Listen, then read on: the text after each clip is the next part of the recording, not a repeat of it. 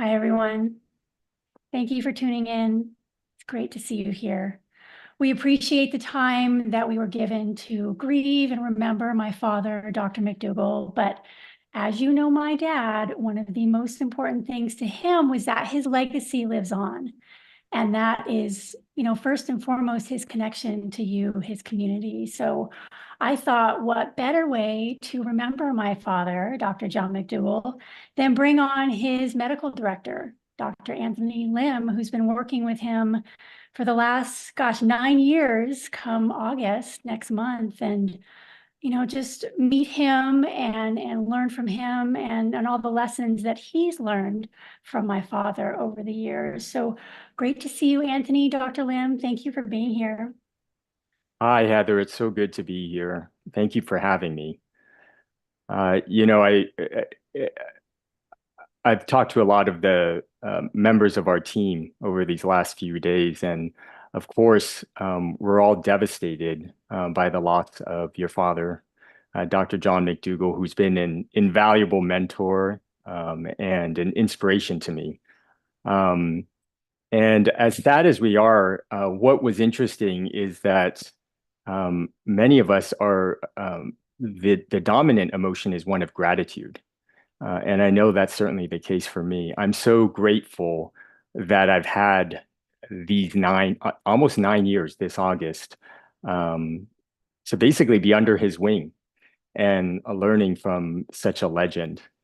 And as I was thinking about how I could pay tribute to his memory and um, really pass on his wisdom, I thought I would share just a few of the qualities, the attributes, the characteristics that to me make him such a remarkable individual. I was telling my wife Jean just about him this morning, and even just as I was describing him, I was tearing up. So a lot of this, many of you may have heard, but there may be some tidbits or stories that you weren't aware of. And so my hope today is just to give you a fuller picture of what an incredible individual Dr. John McDougall is and will always be. So the first quality that comes to mind is that Dr. John McDougall was resilient.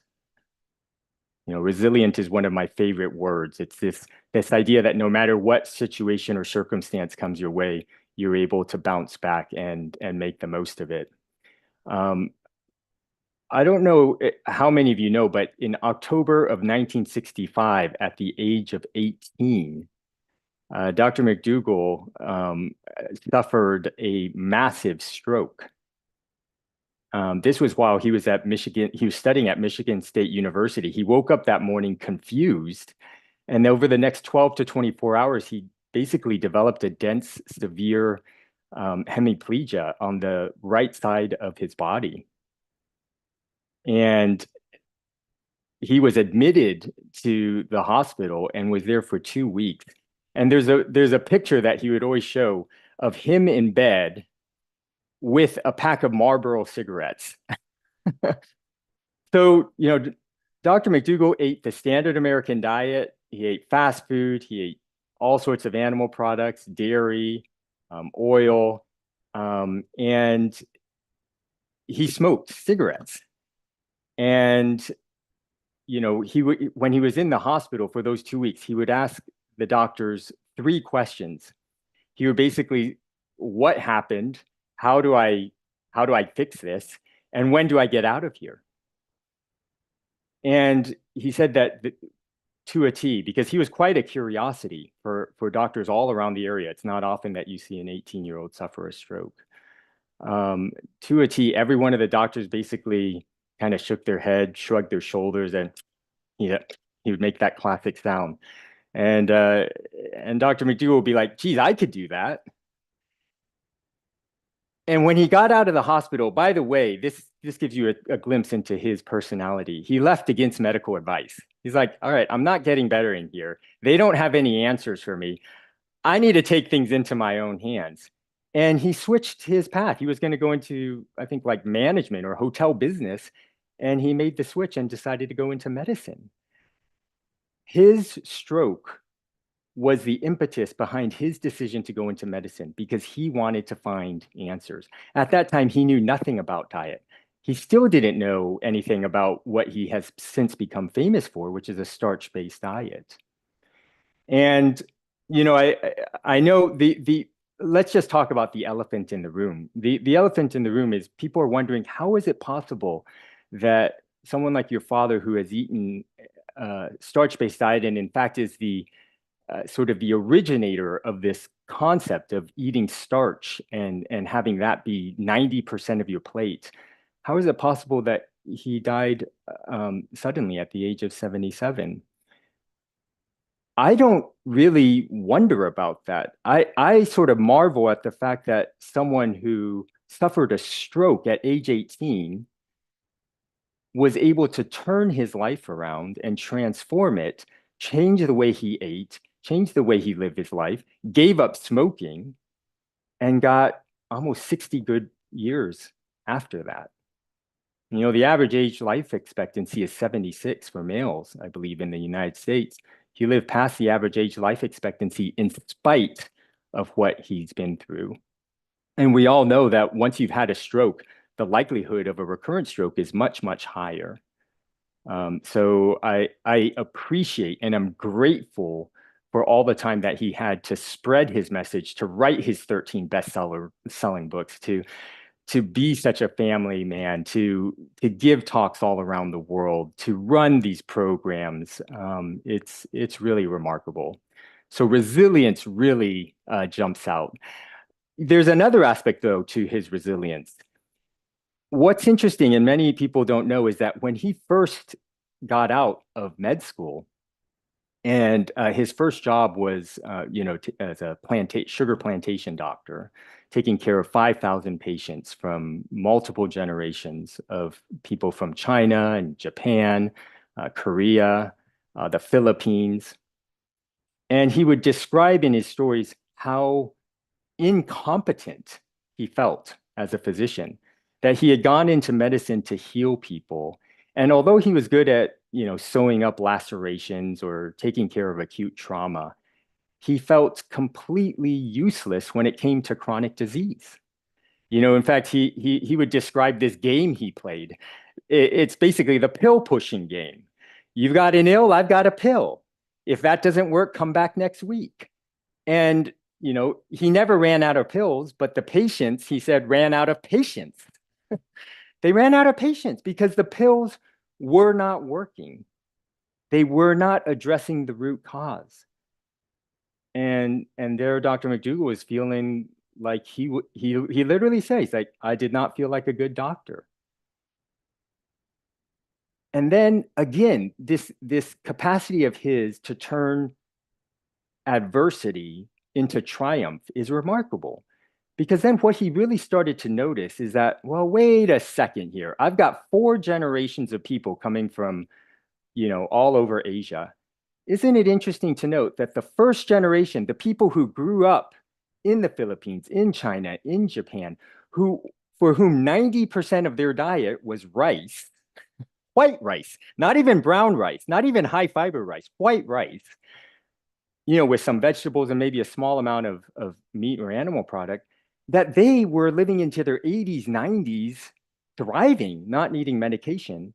And then literally to a T, but each successive generation were sicker and sicker and sicker, requiring more and more pills.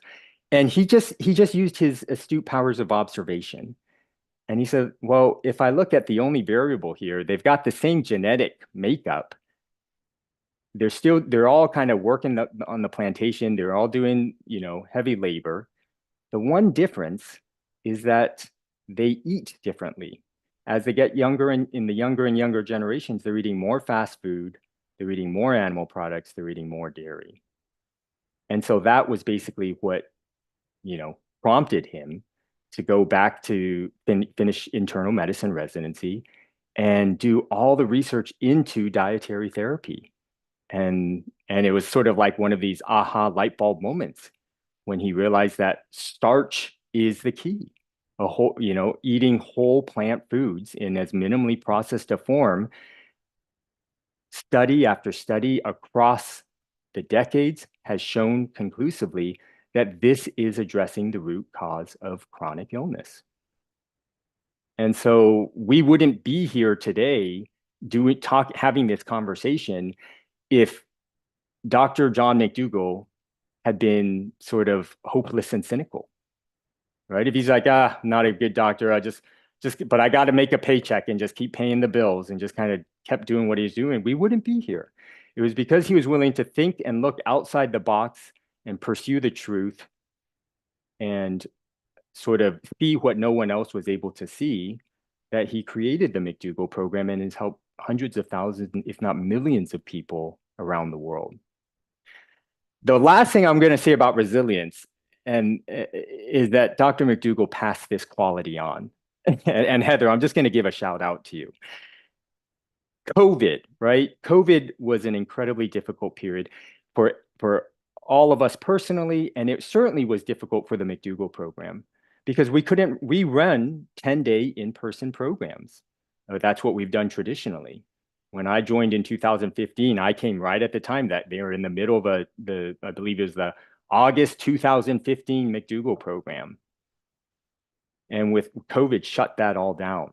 And we canceled our programs. And there was a few months that none of us were working.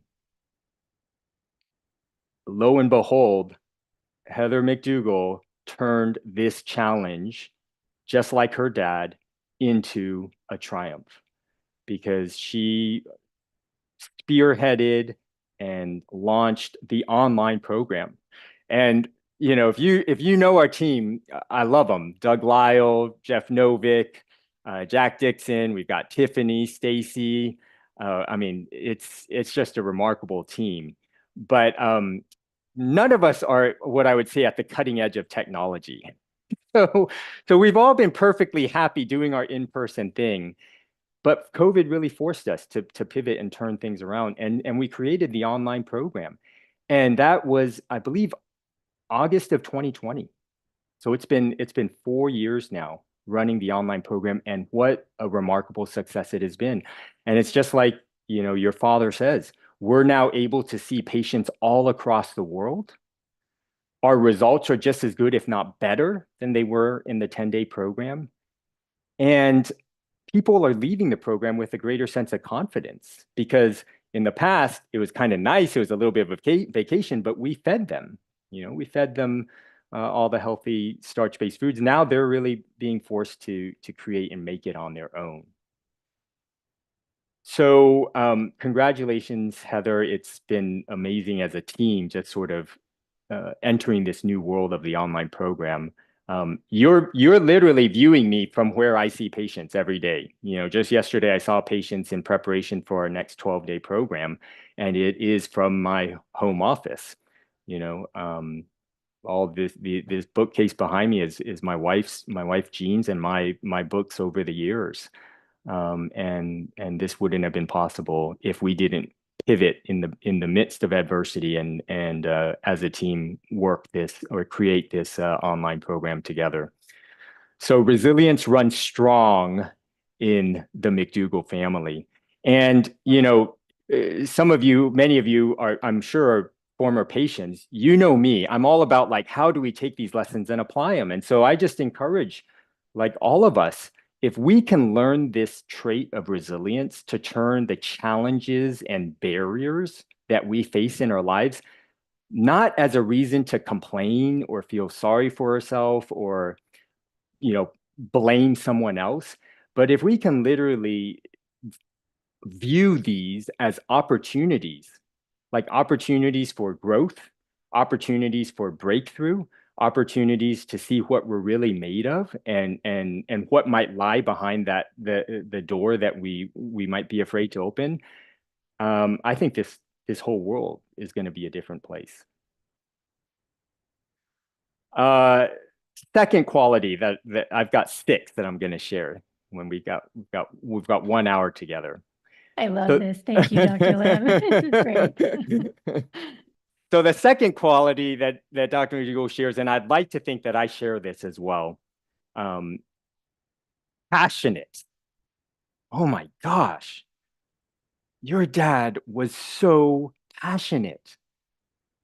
I mean, he every time he spoke, people listened because he was never just going through the motions. He was speaking with his whole heart, his whole being. He absolutely loved taking care of patients and seeing them get better. Every single program, the two of us would joke with each other, especially when we were in person. And we would joke, it never gets old. It never gets old. And what we were referring to is the medical miracles that I was witnessing. I mean, you have to understand that despite 4 years of medical school at a top medical school, Boston University, I have only positive things to say about my medical school and my residency at Santa Rosa Family Medicine Residency. But despite 7 years of great medical education, my paradigm for the care of patients really could be distilled down to the word management. I learned how to be a pill pusher like Dr. McDougall. And oh, I've got a pill for every ill. And if that doesn't work, I've got another pill and then another pill. And this whole idea of cure, reversal of type 2 diabetes, of autoimmune illness, of prevention of breast cancer, of heart disease, of high blood pressure, that wasn't really even in my lexicon. That wasn't part of my vocabulary. And so if you could appreciate just for a moment what it's like to journey alongside patients who have lost hope that they can be cured, and to witness in the space of 10 to 12 days, literally them coming off of their medications for their diabetes, their high blood pressure, by doing what? By eating a potato and rice and beans and broccoli and cauliflower and oranges and apples and bananas. It's so simple and so beautiful. And I'm going to tell you, I can imagine myself at the age of 77 and saying that same thing. It never gets old. It really never gets old to see patients get healed, to see patients addressing the root cause of their chronic illness. And if you can appreciate for a moment how amazing it is that I can talk this passionately and effusively about what we see in our program. Because right now, I just looked at a February 2024 survey by Medical Economics. Quote, more than 90% of physicians report feeling burned out on a regular basis. This isn't from me, folks. This is from Medical Economics as recent as February 2024. More than 90% of physicians report feeling burned out on a regular basis, and more than half say they have considered no longer seeing patients or leaving medicine entirely. This wasn't done with 10 doctors. This was 1,003 primary care physicians and specialists.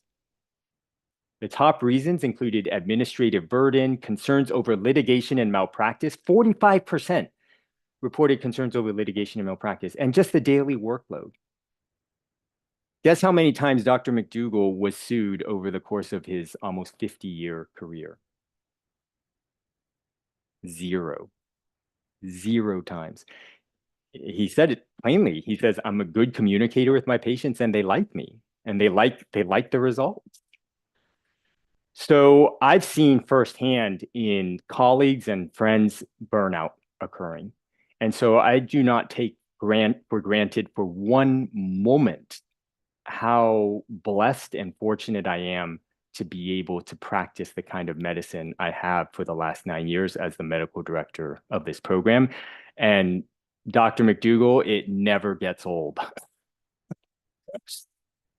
Um, I will say that he was convinced that if all doctors out there could even see a quarter of what he saw, they would not care about how much money they made and would look forward to going to work every day. And I don't disagree. Another interesting thing on the note of passion, though, is that Dr. McDougall was also passionate about especially the later part, the last few years, he was incredibly passionate about saving planet Earth. He quoted in one of his talks when he won two huge awards in the last few years. One was the Lifetime Achievement Award from the American College of Lifestyle Medicine in 2018. And then in 2023, he won the Luminary Award from the Plantrician Project, which both I can't say enough good things about American College of Lifestyle Medicine, of which I'm a member, and the Plantrician Project with Scott Stoll, Dr. Scott Stoll, and Susan Benegas. I gave a talk for them, and they were actually at the start of my plant-based journey. They were the first conference I attended in 2015, where I heard Dr. McDougall speak for the first time, and Dr. Esselstyn and Dr. Greger and Dr. T. Colin Campbell and all these legends. Well, when he received the award, one of the people he quoted was Robert Swan. The greatest threat to our planet is the belief that someone else will save it. And so he really took this responsibility seriously.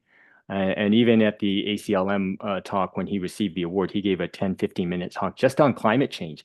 And basically, classic Dr. McDougall, sort of in your face, like, all right, all you doctors out there, what are you going to do about saving planet Earth? And his solution was pretty simple. It comes back to, it's the food, right? It's my favorite shirt. If there was, you know, Sonoma County, where I live and where Heather lives, we were hit by fires. We were fortunate to keep our house.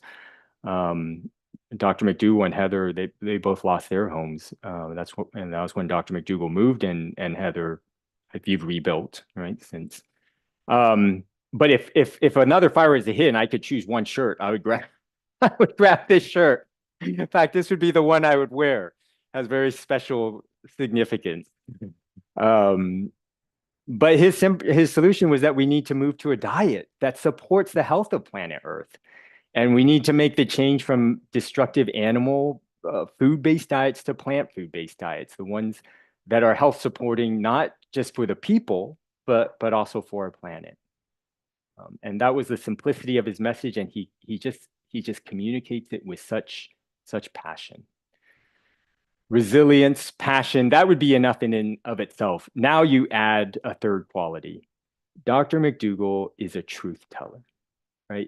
You just hear person after person, doctor after doctor, patient after patient talk about Dr. McDougall and his speaking of the truth. The late Dr. Hans Deal, who founded the CHIP program, he commented on Dr. McDougall's feisty fighting for the truth. I love that. Feisty fighting. Can't you just picture it? He's feisty. He's fired up. Dan Matthews, the co-producer and TV host of Lifestyle Magazine, that your dad did countless interviews on.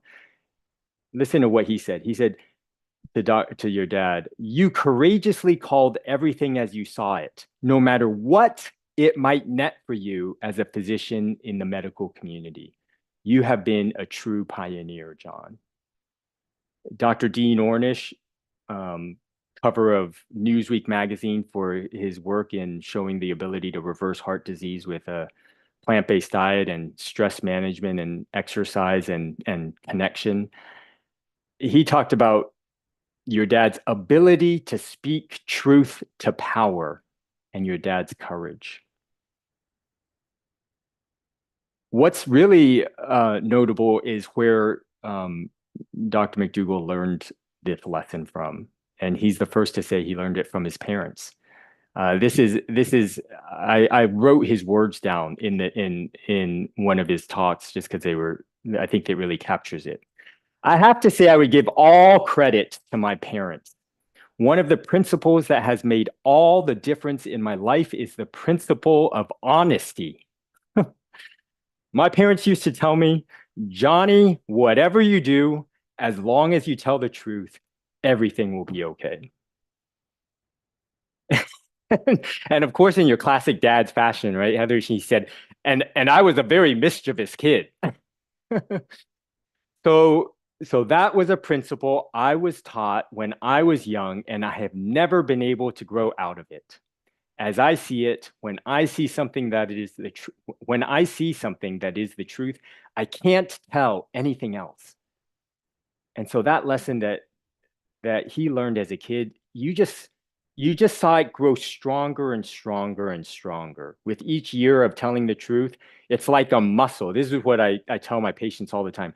These are muscles you cannot see. You cannot dissect out a truth muscle in anyone, but you know it. If you work it and you work at telling the truth, even when it's not convenient, even when it doesn't serve your purposes, even when it means someone may not like you, it grows. That muscle grows in you, right? All these invisible muscles, these qualities of resilience, of truth telling, of passion.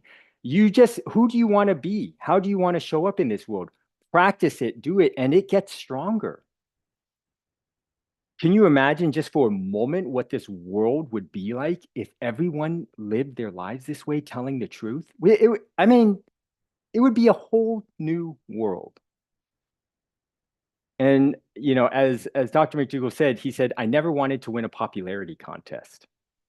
He people pleasing was not his top priority. And that's why he was willing to tell patients, look, I know your specialist is telling you to get maybe this heart catheterization, or I know they're telling you to get this mammogram or this radiation therapy, but here's what the evidence shows. He just went to the truth. He would never say, this is what I think, this is my opinion. He would always go back to, look, I've got 6 studies to show you, and he would share them. And as I was preparing to give this talk, Heather, I saw a patient just this past week that just, I was just thinking of your dad all like throughout my interaction with her, because she had a new consult. Yeah, I haven't told you this story yet. This patient is a 50-something-year-old from Southern California who had a new consultation with me back in May of this year. She was recently diagnosed with breast cancer. And her doctors were strongly encouraging radiation therapy, okay, in addition to sort of possible lumpectomy, if not mastectomy. And I called your dad up in the middle of our consult. I said, well, I have a feeling that Dr. McDougall would say he would recommend the lumpectomy and have some concerns about the radiation therapy, but hold on a second, let me just see. And I literally called and I looked at it, it was May 20 something. And I called him and said, hey, Dr. McDougall, I've literally got a patient I'm seeing right now. I've told her what I think, but I'm just confirming with you. And sure enough, that, he said, not only is that what I do, but here's the evidence for it. And I passed this on and I said, ultimately you have to make the choice. But just so you know, here's what the evidence shows about radiation therapy. It will lower your likelihood of a recurrence of breast cancer, but there is no really good, solid evidence to show that it will increase the length of time that you live. And so if the reason that you're doing the radiation therapy and taking on these potential side effects is that you're hoping you'll live longer, well, we don't have evidence to show that. Well, guess what? I just saw her this past week. She had the lumpectomy. She chose not to do the radiation therapy. And I was just marveling at that because she felt so good about her choice, but she did not feel good about it based on how her doctor reacted. Her doctor did not react very well. Her radiation oncologist was very confused because she's not accustomed to having patients not do what she tells them to do. And so it was very confusing for her, but she stood on the evidence and I just think about that outcome, and that couldn't have happened in the absence of someone like your father who was willing to tell the truth, even when it goes against what much of the medical establishment does.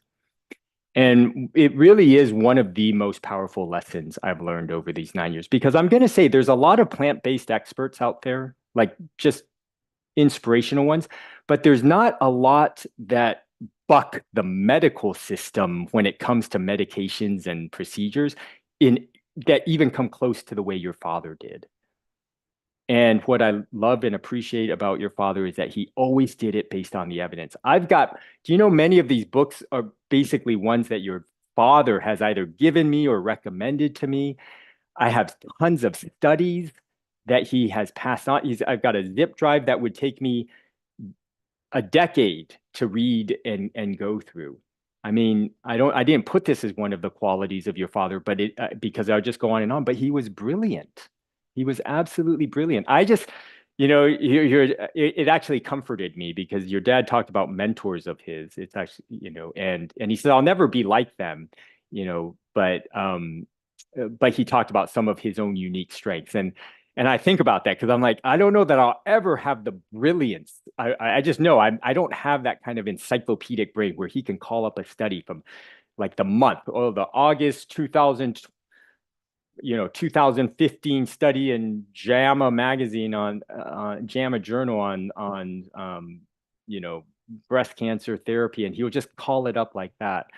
And that ability to provide that to the patient so that they know that they're making their decisions based on evidence was really invaluable. Last thing I'll say related to truth is that in my relationship with Dr. McDougall, I never had to wonder what he was thinking. He would just tell me.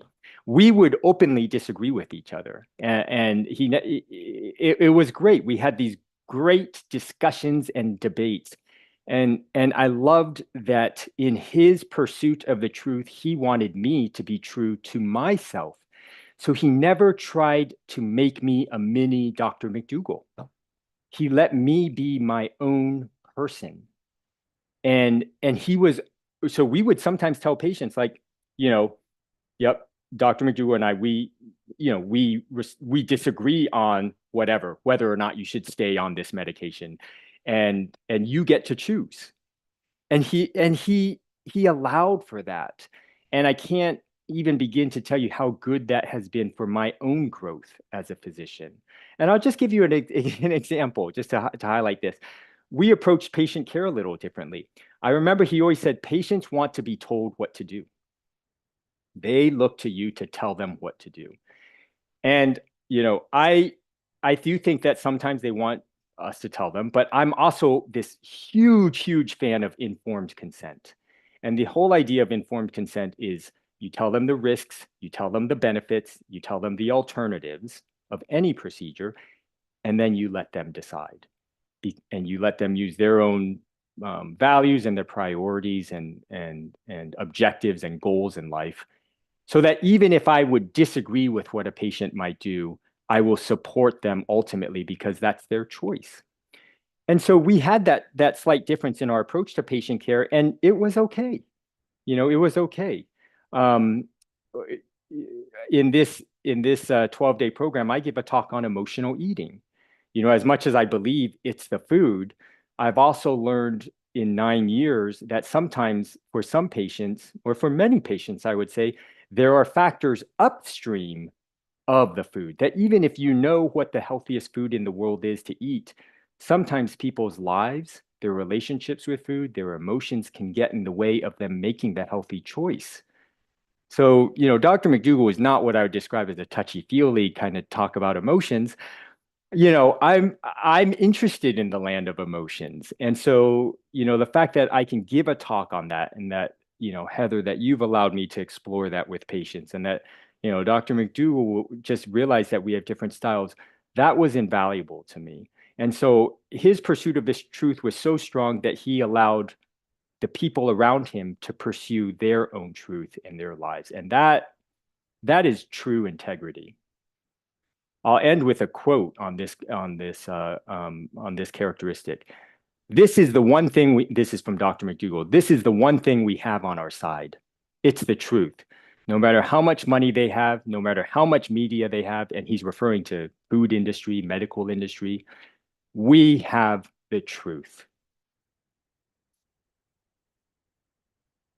Next quality, we've got resilience, right? We've got passion. We've got truth teller. Dr. McDougall was an amazing communicator. He's incredibly articulate, great storyteller. I never tired of sort of just listening to him tell stories. Um, Dr. Scott Stoll, who I mentioned earlier, I think he put it so well. He said, one of the things I've always appreciated about you, John, is that you are masterful at articulating the clear message, cutting through the crap, cutting through the crap and laying out clearly that this is what it is. I really appreciate that about you. I couldn't agree with Dr. Stoll more. Dr. McDougall had a way of cutting through all the noise and getting to the essence, the distilling it down to its simplicity. I mean, this shirt is sort of symbolic of it. It's the food, right? He I never tired of hearing him talk about a starch-based diet. You know, these are a couple of his quotes. The more rice, corn, potatoes, sweet potatoes, and beans we eat, the trimmer, more energetic, and healthier we become. It's so simple. You eat these real foods, you get trimmer, more energy, and greater health. This is one that I've put in my presentation many times because it's so concise and yet so powerful. All large populations of trim, healthy people throughout verifiable human history have obtained the bulk of their calories from starch. That's like a mic drop moment, right? You just say it, you drop the mic, we're done.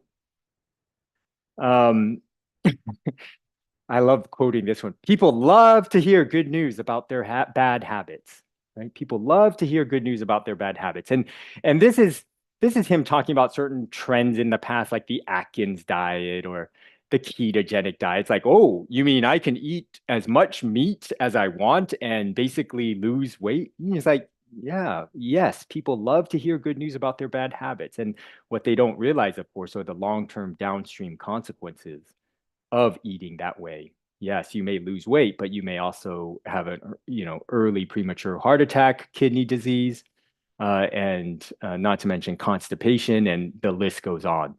That's a whole nother talk for a different time. Um, One story that I listened to recently that really spoke to me is this idea of this concept that he would share. In order to get the cure, you must stop the cause. Simple. And what he's referring to is that even with the most severe sicknesses that he's seen, the body never stops healing itself. The problem, and the way he put this was so clear for me. The problem, I never thought about, well, I didn't think about it quite this way. The problem is that the damage that we do outpaces the body's ability to heal. But let's not forget that the body never stops healing. And so when it comes to food, the problem is that the fork and the spoon cause the fork, spoon, and knife, I would add, cause a rate of damage that the body cannot keep up with. So what's his simple solution? Stop the cause. Instead of putting in the huge amount of animal products and huge amount of processed foods and huge amount of oil and greasy foods, put in no oil potatoes and sweet potatoes and rice and cauliflower and beans and broccoli. And now you're allowing the beauty of the human body to unfold as it just heals one day after the other. And, I want to make sure you all know this is not theoretical. I am not a good liar. I I have also adopted this sort of just deep commitment to truth telling in my own life. And I can tell you with all honesty, I have witnessed these medical miracles of reversal of diabetes, high blood pressure, autoimmune disease, gastrointestinal diseases, inflammatory bowel diseases. I've seen them transformed and cured before my very eyes when people are willing to stop the cause and allow their body to heal. It has given me such a profound deep appreciation for this. Like and to look at my patients now in a whole new, I don't care how heavy they are. I don't care how many medications they're on. I don't care how sick you are. I don't see that anymore. I see health.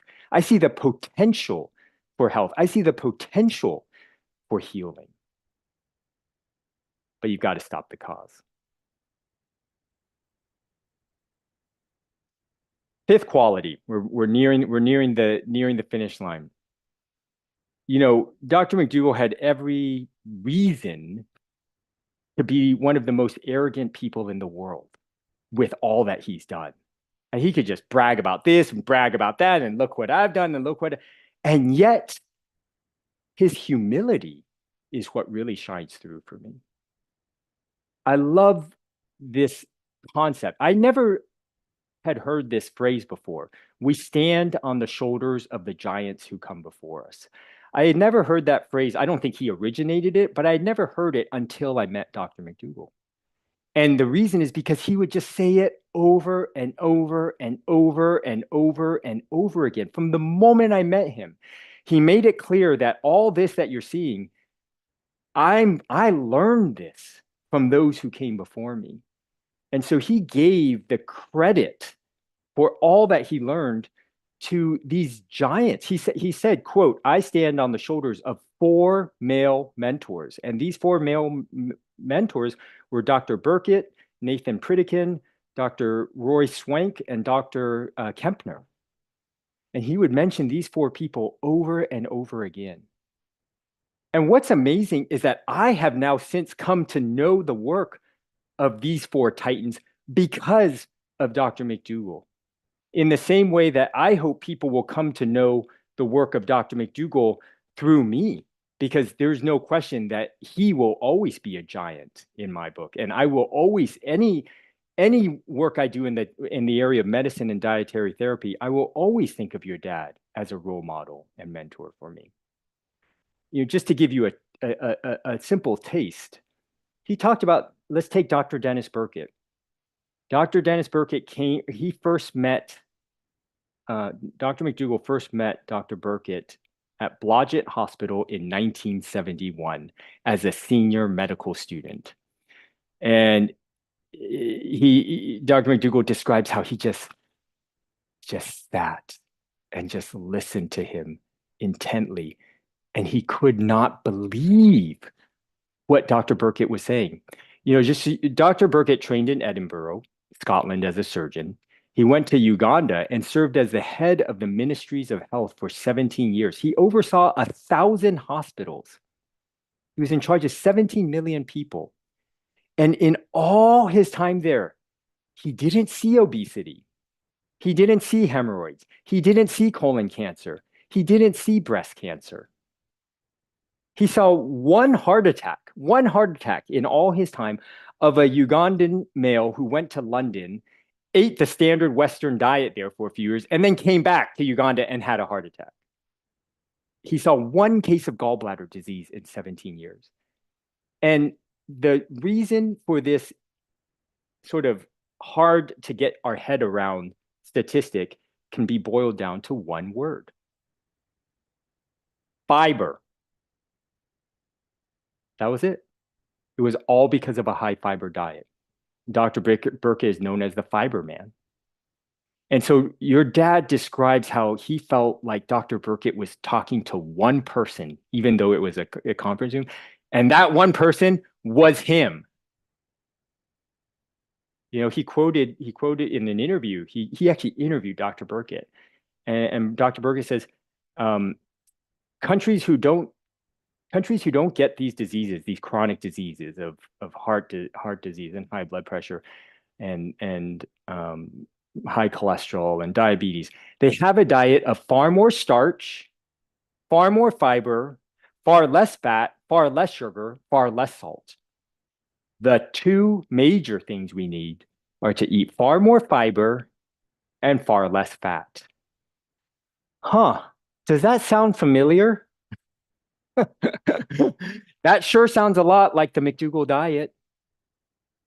I mean, if there's one word that really defines what you're eating when you're eating starch and all these with the addition of fruits and vegetables, it's fiber distilled down to its essence. And then when you cut out the oil and the animal foods, guess what? You're getting rid of the fat. So for Dr. McDougall not to sort of claim that as his own, but to say, look, I stand on the shoulders of these giants. He talks about Kempner and the rice diet. And he says that Dr. Kempner was paramount in him learning the power of diet therapy. And he also learned that these nutritional deficiencies that people fear do not occur with simple plant-based diet. I mean, after all, Dr. Kempner's rice diet was a diet of rice, fruit juice, and table sugar, those four ingredients. And his patients didn't suffer nutritional deficiencies. From Dr. Kempner, he learned that these myths out there had been disproven. That this idea that diet has little to do with heart disease, disproven. This idea that more protein is better for health, more, disproven. This idea that carbs are the cause of diabetes, disproven. So, I have learned from that. Dr. McDougall will always be a mentor for me. And I've just come, as I was reflecting on it, I was just appreciating all the other mentors that I've had. I will call out Jeff Novick, who is our registered dietitian extraordinaire. He has absolutely been a mentor to me. When I think calorie density, you say calorie density, I say Jeff Novick. Right? And Jeff's not only a mentor, he's a good friend. I've talked to him multiple times since Dr. McDougall's passing, and just shared stories and shared conversations, and I'm just grateful for him in my life. Dr. Alan Goldhammer, who founded True North, and that was really kind of the start of it, was working part-time for Dr. Goldhammer and part-time for Dr. McDougall. Dr. Michael Clapper, who I met. I mean, these are individuals that I'm just indebted to and have contributed to me being the doctor that I am. So I, I do believe humility is a very endearing quality and one that's important because we don't get anywhere on our own. It's a team effort. The last one, what are we at? 148. Oh, perfect time. The last one, and the one that really, I mean, gosh, it just speaks to me on so many levels, is that Dr. McDougall was incredibly devoted to his family. This, he just talks about his family all the time. I mean, you've already heard me mention, his parents and the incredible life lessons that he learned from them, such as just this willingness to speak the truth and honesty. Um, and it's one of the greatest love stories ever told is him and your mother Mary. And I I had to read this quote. It's so awesome. This is Dr. McDougall talking about his partner in life, Mary, when he's accepting these awards. As a senior medical student, I met my best friend for the next 55 years. She was a nurse and I fell in love. You've heard of love at first sight? She was wearing a surgical mask, and I didn't even see anything but her eyes above the surgical mask, and I still fell in love with her instantaneously. It took her about 3 weeks before she agreed to a date. It wasn't easy, but I pursued her, and it was the right thing to do, to say the least. I mean, I should add determination, right, to the list of qualities. Sure enough, in classic Dr. McDougall fashion, he was engaged 6 weeks later and married 6 weeks after that. And he really credited her with, as the inventor of low-fat vegan cooking.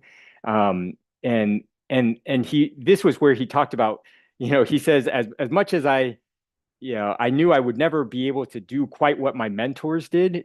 I love this. He said, I had one thing they didn't have. I had Mary.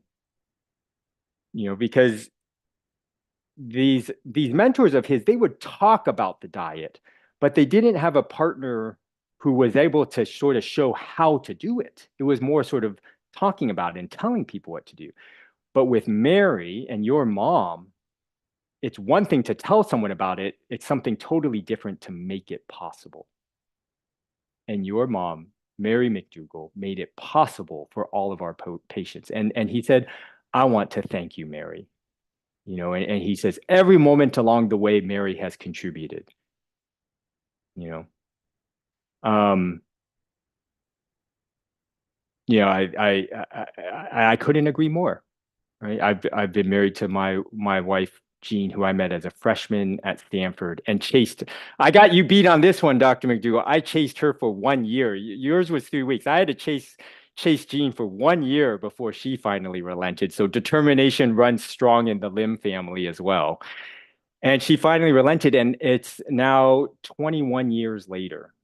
And very, very happily married with two children, Joshua, who's 16, and Julia, who's 12, going to be 13 in January. And just incredibly blessed. And I think that finding a life partner that can embark on this amazing journey that we have before us, this life journey we have before us is invaluable.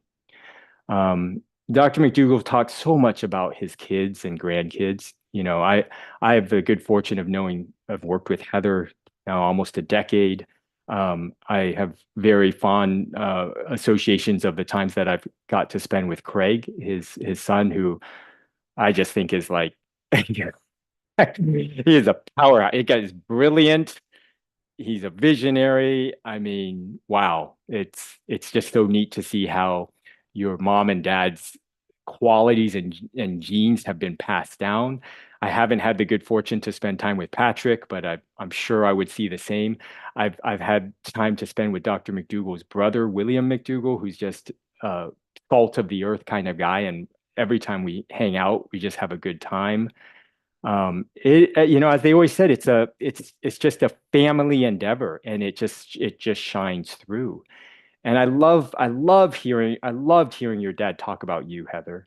I mean, it's just he's just so proud. Like it's just, and you know what? You could see when he talked like this sense of relief and a sense of peace because he knew that all that he had worked for these decades, it was in good hands. In fact, in his true humble fashion, he would say it was in better hands. He's like, yeah, she's doing a better job running this business than I ever did. Right. And it's just, just to be able to witness that from the sidelines. And let's not forget, Carol is your mom's sister, right? Yeah. So Carol, who just helps, she's the first point of contact for patients as they're sort of inquiring about the program. And she's the one that kind of constantly going back and forth with me scheduling. She's Mary's sister, you know. It's and I can say that every one of us as staff who has come into this wonderful program, we feel like family. We really do. It just has that nature about it. It's no surprise that there's been zero turnover, right? I am I guess Stacy Cross is our latest addition. She's invaluable. And before her, it was me, which was almost 10 years ago. I mean, when you think about that, in this day and age where I would guess if I looked up with Dr. Google what the average time that people spend in a job is, I'm going to guess it's under 2 years. I'm going to guess that the average time that people spend in employment is under 2 years before they move. If you added up all the years of all the medical team, I mean, of the whole staff, and how long we think about Tiffany and Carol and Trish, our transcription, the person who transcribes all the dictations, and your mom. I mean, that's unheard of. We have an amazing team. It's unbelievable, right? And if you can't tell, I'm just getting going. I am not, I'm not like, oh, I'm tired and oh, I'm exhausted. I am fired up. And that's how we all are. We are fired up because we've got work to do. We've got a legacy to carry on. We've got a world to save. We've got a planet to save from the brink. And it's not going to happen on its own. If not us, then who? Right? I can't forget the grandkids too. I love that your dad's entire color picture book came about because of your kids. You know, your kids and Craig's kids. He wanted a way of communicating the starch-based diet through pictures so that no matter how young people would get it, kids could get it. And my favorite slide is the one, you know, of someone sitting on the toilet, because your dad would always laugh because he said that was the grandkids' favorite slide, you know, that a starch-based diet helps with poop, helps with bowel movements, helps with constipation. Even your pets got attention in Dr. McDougall's world. I know Einstein, the cat, and he would talk so endearingly about Einstein and the little mice that he would bring home as some sort of offering and excited. And he's basically saying that animal food, that's cat food. That's not human human food, right? So even Einstein got a star role in his talks. And again, I can't help but think about that in my own life. Just, you know, when I think about my mom and dad, you know, Heather, you know this, my mom is the only reason I'm sitting here right now. You know, my mom, she she always puts the needs of others above her own. She's so selfless, so self-sacrificing. And she was the one who saw this. I wasn't on the McDougall list in 2015. She knew about my interest in plant-based nutrition. She saw this opportunity to come on as a joint staff physician with the McDougall Center and True North. She sent it to me and said, "Hey, Aunt, you know, is this something you might be interested in?" Instantaneously, I'm like, wow, if this would be a dream. The very next week, I met Dr. Goldhammer and I met your dad, and my dream came true. And that was 2015. Thank you, Mom. Thank goodness for moms. Thank goodness for moms. And then my dad reminds me of your dad. He's a retired OB-GYN. You've met him. You know, he was on stage at the Advanced Study Weekend. You know, we had sort of father-son pairings of doctors. And what I remember about with my dad, both of them are alive and well in San Diego. I just saw them a couple weeks ago. My dad absolutely loved his career. Absolutely loved it. He loved taking care of patients. You know, I mean, I get emotional just talking about it because that, you know, that kind of, you just don't see that these days.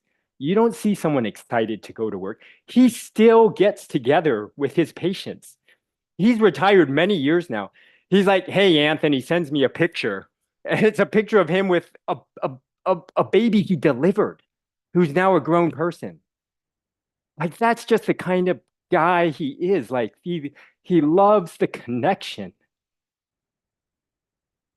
So I appreciate more and more each day that all they've done for me, and no, I would not be who I am today without them. I think they're watching this. So I just want to say thank you, Mom and Dad. And now a call out to all of you watching this. Family matters. It's so important. It's one of the core principles in the blue zones. You know, blue zones are these areas around the world. It's great work of Dan Buettner. I got to play frisbee golf with him and a few years ago. That was a blast. And blue zones are areas around the world where people live well past the age of 100. And Dan Buettner visited all these blue zones like Okinawa, Japan, and Sardinia, Italy, and Icaria, Greece, Loma Linda, California. And he interviewed over 260 centenarians and distilled what they shared in common down to 9 power principles. One of them was a whole food plant-based way of eating, just like the starch diet, starch-based diet, like the McDougall diet. But another one was put loved ones first. Put loved ones first. That was one of the core principles in the blue zones. So learn from the example of Dr. McDougall, who, despite his illustrious career, he put family first. You never felt like family was this secondary thing. It was front and center. And the way that he and your mom, Mary, that it was a joint endeavor. I mean, what a beautiful example of partnership that all of us could learn from. And I really wish that I could say to you, Raul, that with my patient visits, that is what I see, but then I would be lying. Because the truth is that what I see more often than not is a lot of dysfunction and brokenness in families. And it doesn't have to be that way. I just this week I saw a patient who has a brother and they're not on talking terms for the last few years. There's no conversations happening. And I'm always sensitive. I don't want to push patients more than they're willing to push, but there's just that part of me that does it have to be that way? You know, I have one brother, one older brother, Jonathan, who we were each other's best man. Outside of my wife, he's my best friend in the world. And I can't imagine my life without that relationship. So it's not too late. If after this presentation, you call up a loved one and just tell them how much you love them, or someone you have a loved one you haven't talked to, and just have a conversation, who knows? Who knows what that might open up? And just to say, these are some of the things that we pay attention in the program. Like I have come to be, in the way that Dr. McDougall allowed me to find my own style of medicine, I pay attention to health. I do care about the food, but I look at health and all the aspects of it. I look at how you move your body.